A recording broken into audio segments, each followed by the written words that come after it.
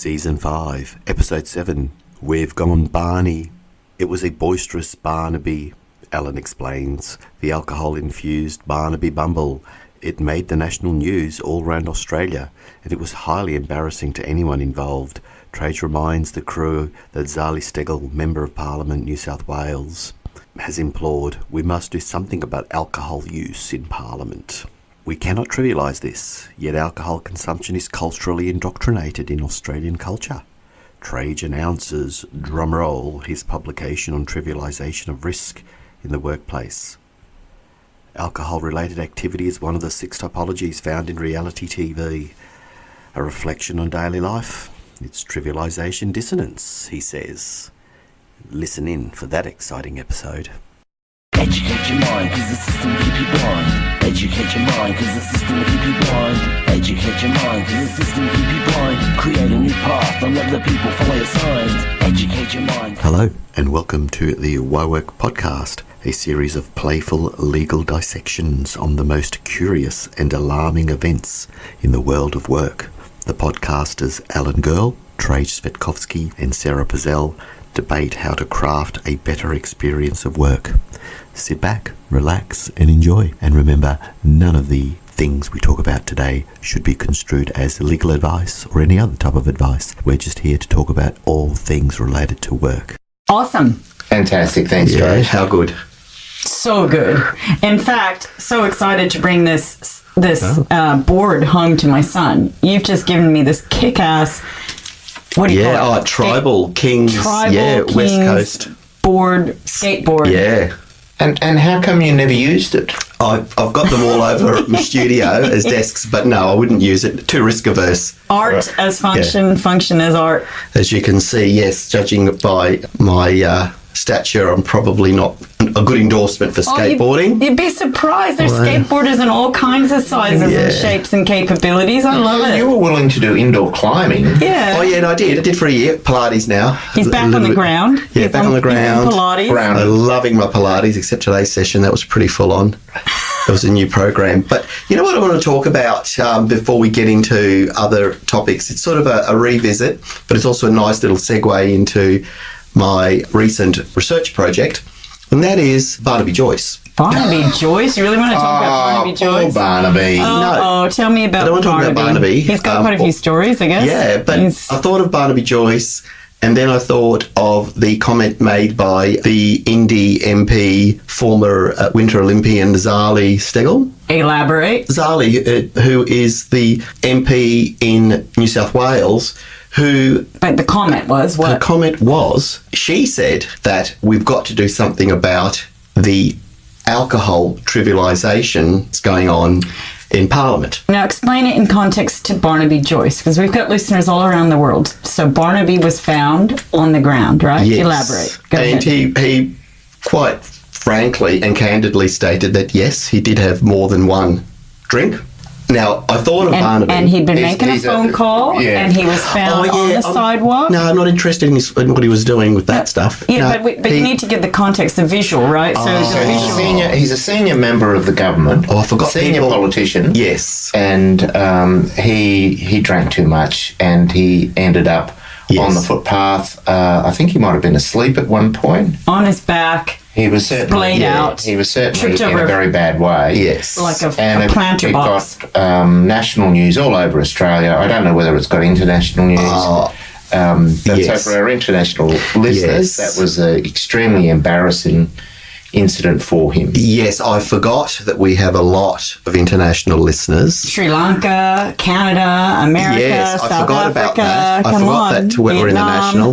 Yes. I'm a big fan of Sri Lanka now. Yes. They've been so wonderful to us. I know. I forgot that we're in the top 5% of podcasts listened to around the globe. So I just presumed this was an Australian thing. Sorry. But I thought of Barnaby and the alcohol incident and Zahi's comment about alcohol trivialisation. And then I thought of alcohol again, and I thought of the very, very first episode, and also with the Brittany Higgins case that you'd mentioned, Sarah, with respect to the consumption of alcohol. So anyway, I was thinking about alcohol. Alcohol's a theme, and it's an Aussie cultural norm, isn't it? Well, yeah, let's not mince our words. It is because Parliament has said, look, we're trivialising this. We used to have a Prime Minister who had the world record for sculling a yard glass of beer? Bob Hawke still has the record for sculling a yard glass of beer at Oxford. Past Prime Minister. And remember we talked about that billboard for men and women too in South Australia that used to advocate that as your safe drinking levels of 4 drinks a day for men and 2 for women. That's right. When I speak about work design, I often try to help people understand that work can be a mediator for health, that it's almost an elixir for health. So not just all the bad stuff that can happen, but we often look at how work can construct health. So there's routines and habits and socialization and learning. And we know that the health indicators for workers are more positive than for non-workers. They're more positive for workers and their family members. And the health behaviors are also indicative of being more positive outcomes, right? So the lead indicators, the things like nutrition, the things like smoking prevalence, but the one thing that is different is drinking. Workers and non-workers in Australia have the same alcohol consumption, give or take. And so that's a risk factor. That's very interesting. So people that are at home who have much more opportunity to drink are consuming the same amount of alcohol as people that work. That's so far what the research is saying. So the other health behaviors of seeking education and the lead, health behaviors, not, beyond work systems, the indicators that you might be looking for health and well-being kinds of programs, those are better for workers and non-workers, except there wasn't a research scientific difference in anything showing a valid difference between workers and non-workers of alcohol consumption.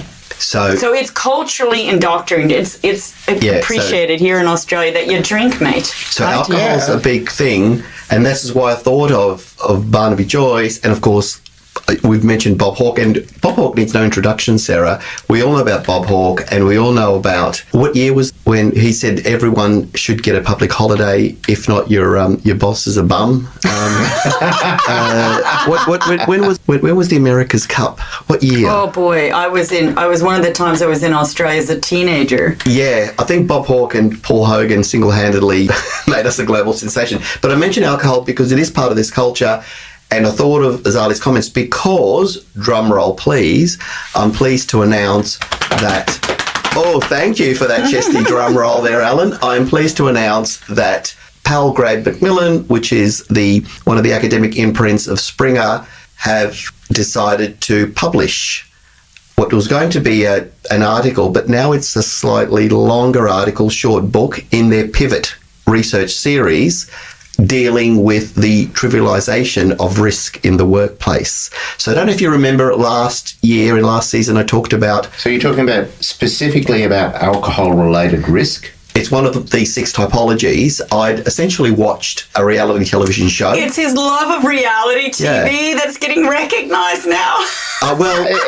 Is this story you're telling me based on reality TV? Is that your reference? It's true. I wish we had the film right now, so it'd be like talking about reality TV on reality TV. We rattled off all these fancy names, and now we're into the guts of it. It's the reality TV. It's true. I've Married at First Sight, those kinds of programs. I'm referring to a workplace-related show. But we just need to acknowledge that what has led to this is Trajce's obsession with reality TV. Yes. And he's married that love with his safety science and his legal background. And now he's married it with his music producing background by talking about it on the podcast. Well, hold on. If you were given the opportunity to go on reality TV, would you take it? It's possible. I have been, if you count being the person running on the side in watching Ninja. His son's been on Ninja Warrior. TV, yes. His son's been on Ninja Warrior, right? Yeah. Competing. And I watched that on the sidelines at home in my living room. And I've been interviewed. So technically I have participated and I have published on reality TV. So if someone offered you a role, let's say on Love Boat or something like that, well, thinking Survivor, but Survivor. Alone or something like that. Eating worms. I mention it because Educate your mind, cause the system will keep you blind. I was going to say that the Prime Minister's push for a day off echoes the classic response of former Labour PM Bob Hawke, right? Bob Hawke declared a national holiday after Alan Bond's Australia 2 yacht won the America's Cup in 1983. And in fact, he said, any boss who sacks anyone for not turning up today is a bum. That's it. And you do realise Bob Hawke has a beer named after him. It's a lovely beer in Sydney, in Newtown, and it's brewed by, I think, the Newtown Brewing Company, and it's Bob Hawke's brew, or Bob Hawke's drop or something. It's pretty tasty. Get on to the reality TV show. Yeah, so it's beer drinking, it's sport risk that we've been talking about as themes, and it's reality TV shows where you think that you're going on for the hype of it, but in fact, it's still a workplace, and that's what you've been pointing out, too. No, not at all. What? Not at all. What I'm pointing out is this. My love of reality TV has converged with my OHS practice body of knowledge, and I have researched one specific reality television show, and I have utilised 6 typologies about 6 things that potentially, I use the word potentially carefully, that possibly occurred that perhaps should or would not occur elsewhere, and these are work health and safety and well-being related matters, and alcohol trivialisation was one of them. So sorry, can you break that down a bit further? Are you saying that parts of the show there was were demonstrative of people drinking, and that was trivialised? That's right. Okay. There's a like theory. Accepted. Yes, I've developed this notion of. I'm not a regular watcher of the show, I so see. can you paint a picture for me? So I can. Well, that's just one of the aspects. I won't give too much away. People have to read the work. Educate your mind, cause the system will keep you blind. Trivialisation dissonance. So the idea of which is this: to what extent do we trivialise certain risks and hazards in the workplace? And that's really what my thesis is. Alcohol is one of them, signage, worker inadvertence, use of language. Okay, sorry, go back. Alcoholism, signage. Or not alcoholism, alcohol portrayal. Signs. What was the third one? Worker inadvertence. Just casualisation of inadvertence. By inadvertence, I mean not really paying attention, not being aware of things, but this is within a subset of other things such as the use or non-use of PPE, clutter. One of the possibilities of having a messy worksite is what? Slip, trips, falls. Slip, trips and falls. So I'm just looking at all of these, what I would call pedestrian, no pun intended, basic things that we would go about in our workplace. Just to what extent have we casualised our attitudes and beliefs and perceptions? I'm not interested in the big picture things such as scaffolding, such as edge protection, such as high risk activity. I was focused more on those mundane. Okay. So in other words... So was there something specific about alcohol that you wanted to go to in that vein? Well, the most specific aspect was I was just interested, why is there alcohol on this worksite? Well, what about the brothel? We've talked about series where the brothel is a workplace. Where the workers drank to cope with their job. Yeah. Yes, but wasn't going that far. Remember, this is observational study. I was just curious. So alcohol, keep going through. Second one? PPE. Okay. PPE.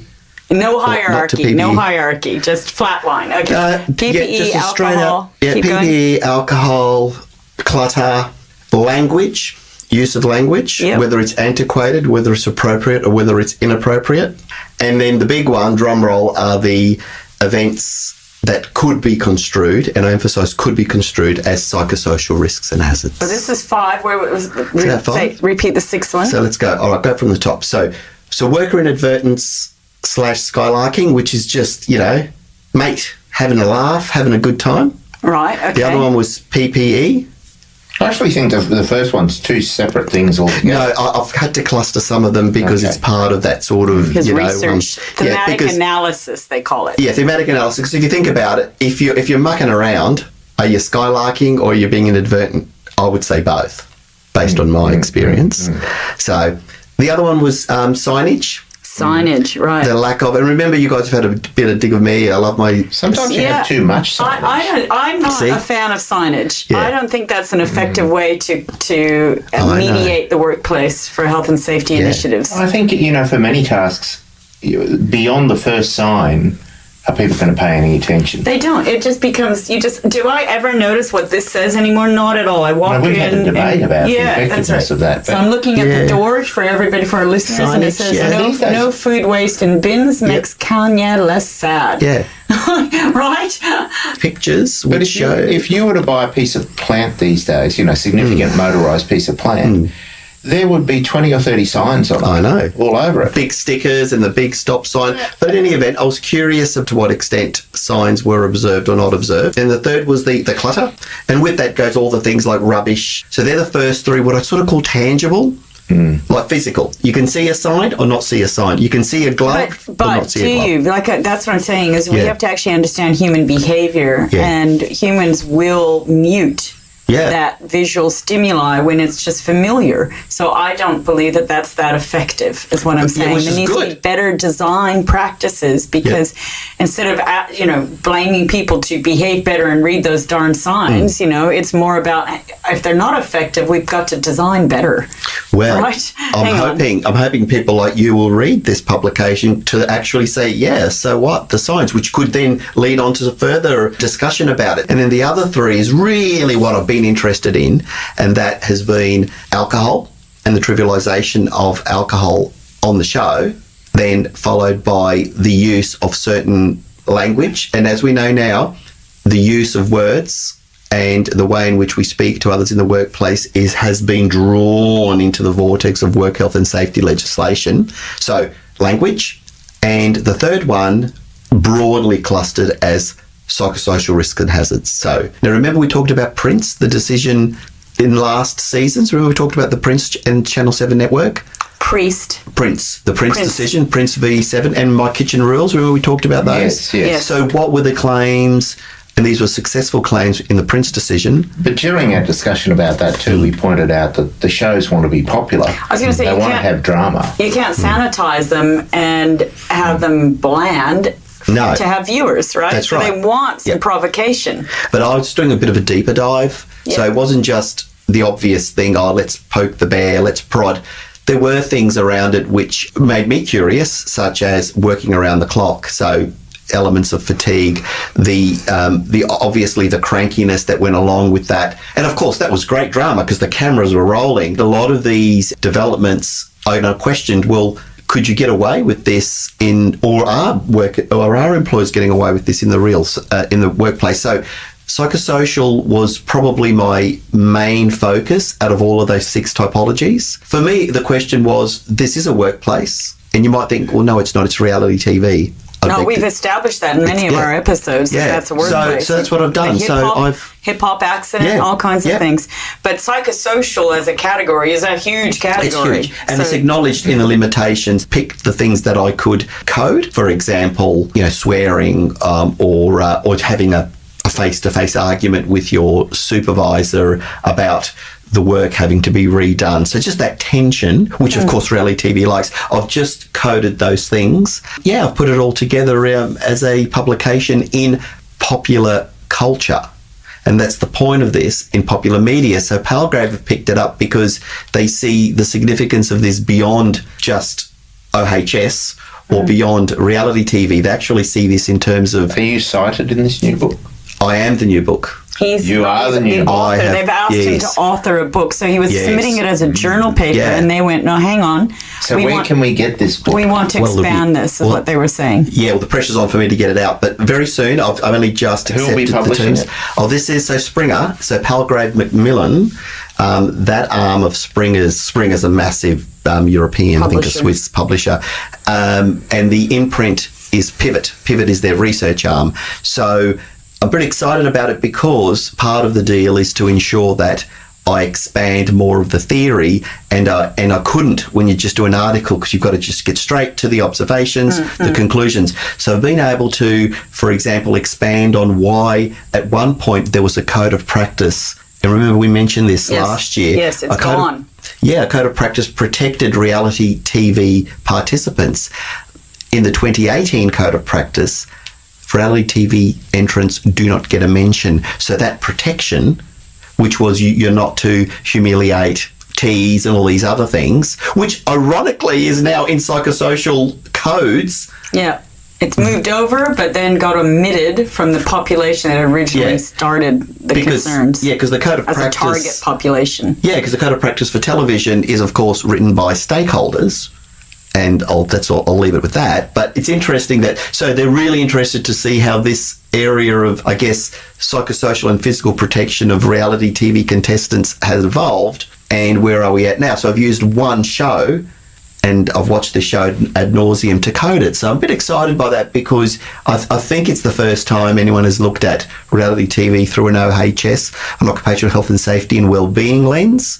Yeah, and that was my contribution. So I'm a bit excited about that. I hope you still have a paper in the interim before the book's published. Are they allowing you to at least get a paper out, or no? They want it all? No, it's happening soon. In fact, both? really, really soon. Yeah, it's all coming out. Good. So it's all there'll be one big publication. So it's an electronic book. No, both hard. So it's a bookie book as well. I know. No, this is the real deal. A bookie book. Yeah, will it be published by the time this goes to air? Yes. Oh, so hopefully it'll coincide. That's why I'm spending a bit of time. So if one of our listeners sends you their copy, will you autograph it? I'll be more than happy to autograph it virtually or physically. So yes, I'm a bit excited because, again, it was a passion thing turned into a research thing. And this idea of trivialisation dissonance hasn't been played with before in occupational health and safety literature, or anywhere for that matter. So this idea of us just taking things for granted. And sometimes the little things matter. Educate your mind, 'cause the system will keep you blind. We hope you enjoyed that episode of Why Work. You've been listening to Trajce, Sarah and Alan. And if you'd like to know more about some of the things we've talked about today, please subscribe and we'd be more than happy to provide you with information, names of cases and other things that may interest you. Please be aware that none of the matters we've talked about today should be construed as legal advice or any other type of advice. We're just here to talk about all things related to work. See you next time. Educate your mind, 'cause the system will keep you blind. Educate your mind, 'cause the system will keep you blind. Educate your mind, 'cause the system will keep you blind. Create a new path, don't let the people follow your signs. Educate your mind, 'cause the system will keep you blind. Educate your mind, 'cause the system will keep you blind. Educate your mind, 'cause the system will keep you blind. Create a new path, don't let the people follow your signs. In my lifetime, I followed the wrong